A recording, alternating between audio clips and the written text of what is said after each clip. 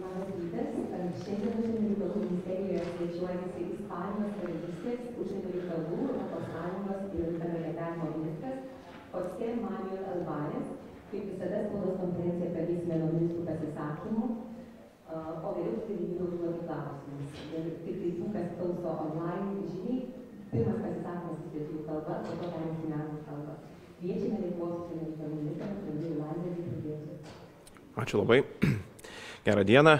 Džiaugiuosi galėdamas Vilniuje šiandien pasveikinti savo Ispanijos kolegą José Manuel Albares. Nepaisant to, kad esame kiek skirtingose Europos geografiniuose regionuose, pastaruoju metu mūsų dvišaliai santykiai yra kaip niekada intensyvūs. Praeitais metais mūsų šalyje lankėsi Ispanijos premjeras, buvusi užsienio reikalų ministrė, šiandien turiu galimybę su Ispanijos kolega diskutuoti mūsų šalims aktualiausiais klausimais. Šiais metais sukanka 100 metų, kai Ispanija de jure pripažino Lietuvos nepriklausomybę.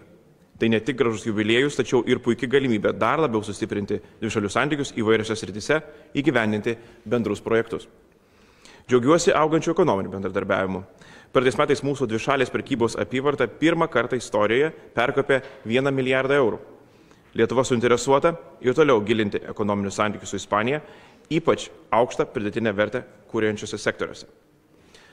Natūralu, kad susitikime su Ispanijos kolega didžiausią dėmesį skyrėme dviem aktualiausiam šių dienų klausimams – pagalba Ukrainai ir būtinybę toliau stiprinti mūsų regiono ir viso rytinio NATO flango saugumą. Mūsų pareiga ir bendras interesas yra visomis išgalėmis padėti už mūsų bendras vertybės ir saugumą kovojančiai Ukrainai. Jei nedelsiant reikalinga ginkluotė, taip pat ir sunkioji, kad ji galėtų apsiginti. Ispanija yra tarp daugiausiai ginklais Ukrainą remiančių valstybių.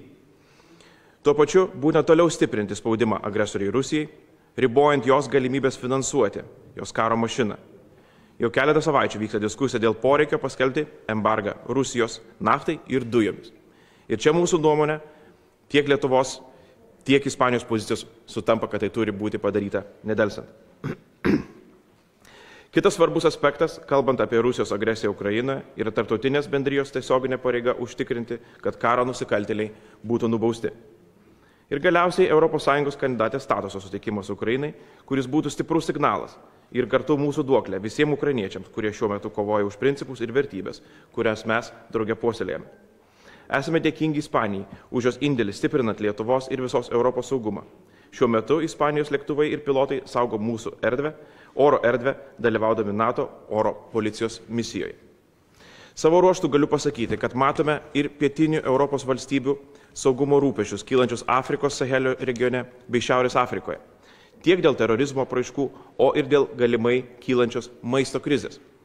Ir esame pasiruošę prisijungti prie mūsų pietų partnerių ir Ispanijos, sprendžiant kylančius iššūkius.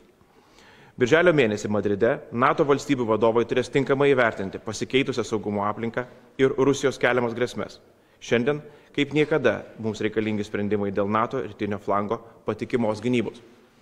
NATO turi būti pasirengusi ginti kiekvieną alijanso teritorijos kvadratinį centimetrą žemėje, ore ir jūroje nuo pat pirmųjų galimo konflikto minučių. Dėkui.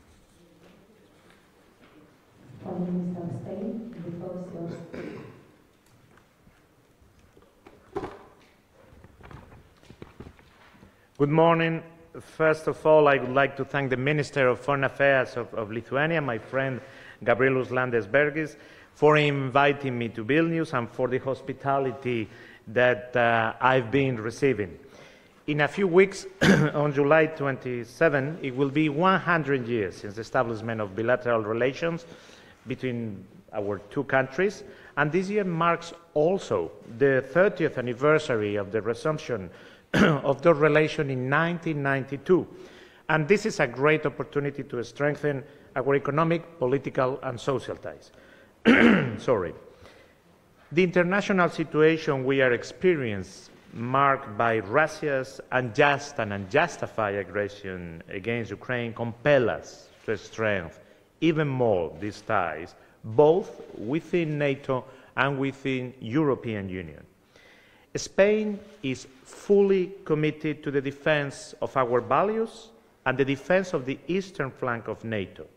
And that is why we participate actively in the Baltic Air Police operation with 8 F-18 fighters based in Saulay, which I will visit today, as well as the Spanish troops that are stationed there.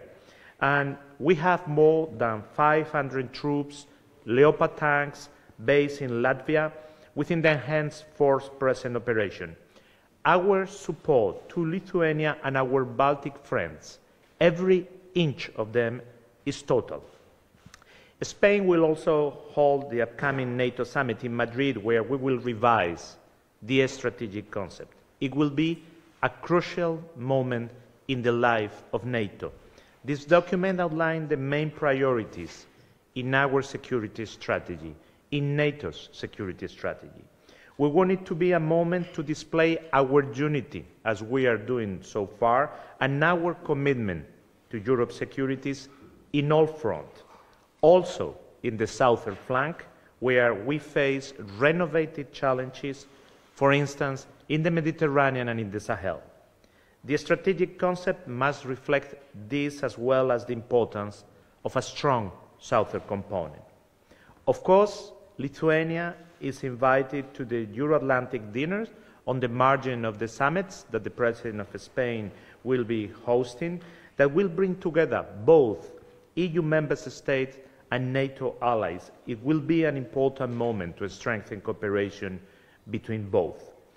We have also discussed our unwavering support to Ukraine and the Ukrainian people.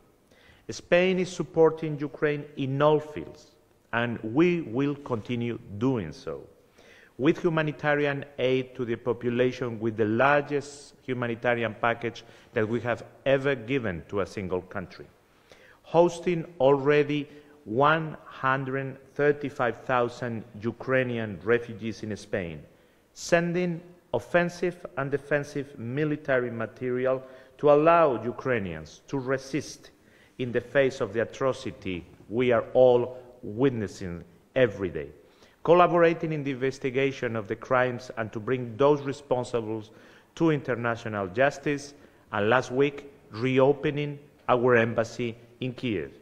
We both agree that we must keep up the pressure. The economic sanctions imposed by the international community are already having an effect on the Russian economy and is our main way of deterring Russia. My friend Gabrielus and I were able also to address these issues during the meeting, as well as to share our interest in continuing with high-level contacts and to further deepen other issues that strengthen our already close relationship. Thank you very much for your hospitality. Looking forward to host you in Madrid during the NATO summit, and of course I will be pleased to answer to your questions. Thank you, Ministers. Now we invite the media representatives to ask your questions. Please introduce yourself and indicate whom the question is addressed.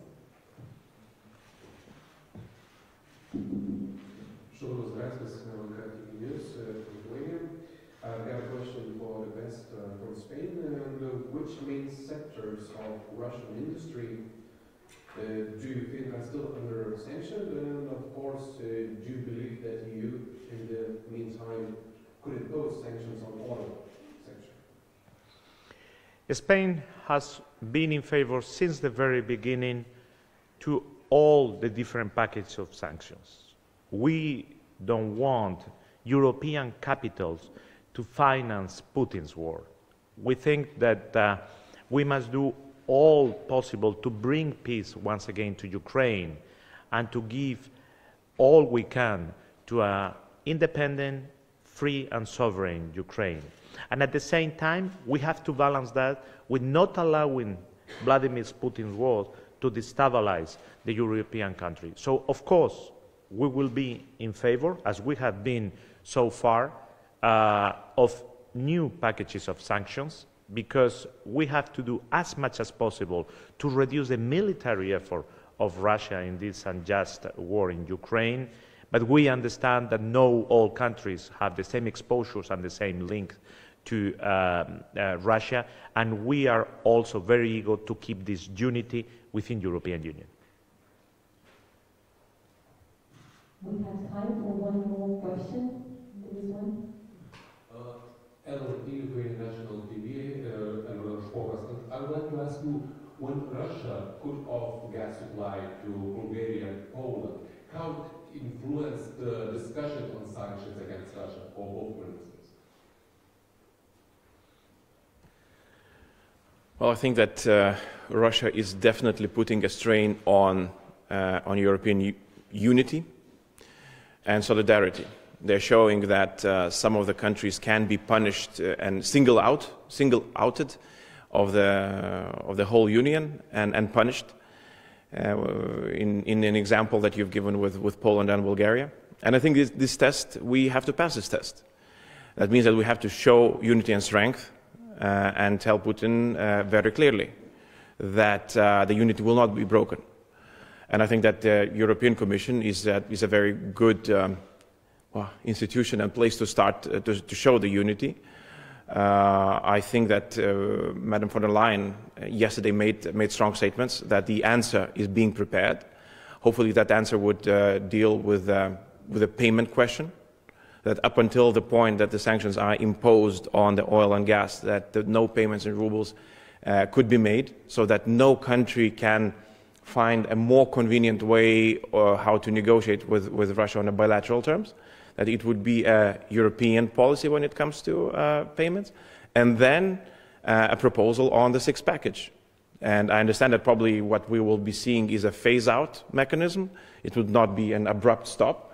But then again, with a phase-out mechanism, it would show also to the markets that Europe is serious about the sixth package, that we're actually doing this, and so that the other producers and the other producers of oil and gas can be prepared for the date and for the time when Europe is completely no longer buying Russian oil and gas. The use of gas as a political weapon is completely unacceptable. And this must be very clear, and this is the Spanish position. And yesterday, Mrs. von der Leyen made it clear that this is the European position.